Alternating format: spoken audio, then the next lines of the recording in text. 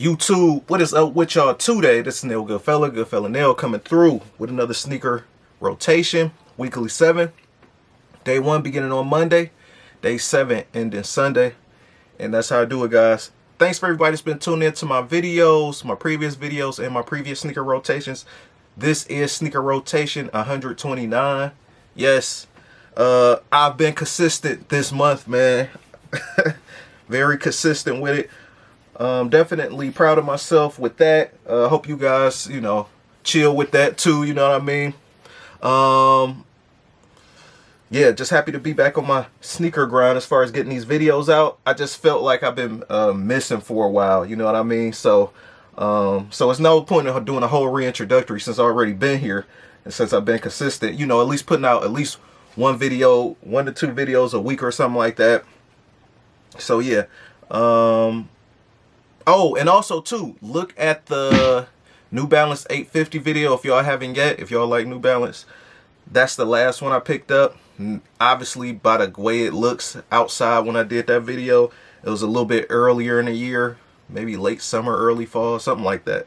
But I'm happy I finally got it out because that was just another one of those other sneakers that was just sitting on my hard drive. First thing first, Monday, ended up rocking the Infrared 23, as Jordan Brand called it, the Infrared 23 Jordan 6. This isn't the 2019 one, I think it was, that it dropped. It's not the 2019 one. This is just the 2014 one. I still got this one. I know it kind of like got that neon, very bright infrared or whatever. But this was the Infrared 23 color. And obviously that new 2019 OG one is a little bit more red than this one. But I still like this one for what it is. And you can see we still got the Jordan Brand logo in the back. Yep. And I'm just like, don't really want to let these go or anything. So I just kept them. You know what I mean?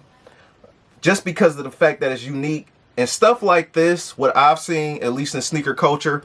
Granted, the Jordan 6 is like grills to most people and stuff like that. And it's definitely a classic sneaker. Definitely a top 5 Jordan all the time.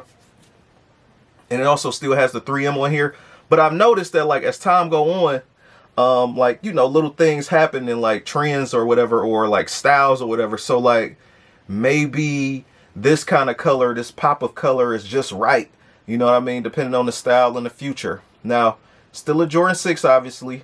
And, obviously, I believe the OG colorway still trumped this one to a certain extent as far as the regular red go. But with this one, I feel like specifically as far as the Infrared 23 go, this just was a time period locked in to 2014. Definitely memories when I look at this sneaker. I can tell you about the sneaker game back then because that was the 23rd year for all of Jordan 6s dropping for 2014. It's just the 23rd year removed from 91, or because that's how they was doing it. It was like an anniversary of each model, 23 years after the original release date. So 1991. Add on, 23 years, you should get 2014. And yeah, that's what all this was about. And like I said, this color right here is like a capsule colorway. You know what I mean? Like you're not gonna get that again. You know what I mean? Even if they change the colorway, make it even more red, more varsity red. I know some people right now prefer that, but back when the varsity red joints dropped, people, I'm not gonna sit up here and lie and say people didn't go after them. People did go after them, but they also dropped the infrared versions too. But now you can see that people was after, once these dropped, they wanted the varsity red ones. So, now people is happy with the 2019 joints too. But I feel like if you're a true collector of the Jordan 6 black and red colorway, black and infrared colorway, the 2014 one just one to have in the lineup to bid it on if you like it. Some people hate it, especially the white. Get ahead with this. So Tuesday I ended up rocking the Nike Air Max 98. Crazy Fly in Flames. And who was that? I think Sergio Lozano walked away from Nike. That's the guy that made the Air Max 95. He been there at Nike since like 1990. What do y'all guys think about that? Have y'all heard about that? You know what I mean? Air Max 98, Vast Gray. I remember when this colorway came out, The Air Max 95 also had a colorway like this, Fly in Flames. I like the color on it. spring vibes, Easter vibes. This don't got nothing to do with fall, but I do like the different shades of gray on here. Definitely a fly and classic colorway. And they also did like a light pink Air Max 95 with the same kind of like grays. So yeah, they was playing with this whole pastel-ish like colorway, and this was one of the flyer colorways. I didn't really have too many Air Max 98, so I just decided to pick up on this one, and I think I swooped this off GOAT. One of my first few purchases from GOAT a few years ago, a year or two ago, whatever that was. Wednesday, I ended up rocking Air Force 180. Now, this is a vintage joint from my collection. This is the Air Force 180 mid. Now, I know they also got a high version. The high version actually came out the other year when I think it got the pump or something on it or something like that. The White Man Can't Jump, the Billy Hoyle. Hopefully I'm not butchering the man's name. People wanted those originally. Now these dropped, and these was like mids, they call them. And you can obviously see that they, what we consider today, high tops. But since the high tops actually go a little bit higher than this, probably about like right here, these sufficed for, what year was this? 2012. By the end of 2012, these dropped. Fall time, when these started coming out, I just was like, man, I really need them. Like, this colorway really attracted me. Around like 2012, that's when everybody was doing like this whole, not everybody, but Nike was doing this whole outer space galaxy kind of like thing. And the Galaxy phones came out that year, if I'm not mistaken, that fourth quarter. This was part of the lineup around like third quarter, fourth quarter. This wasn't like highly sought after. And I seen how these look beat and everything else.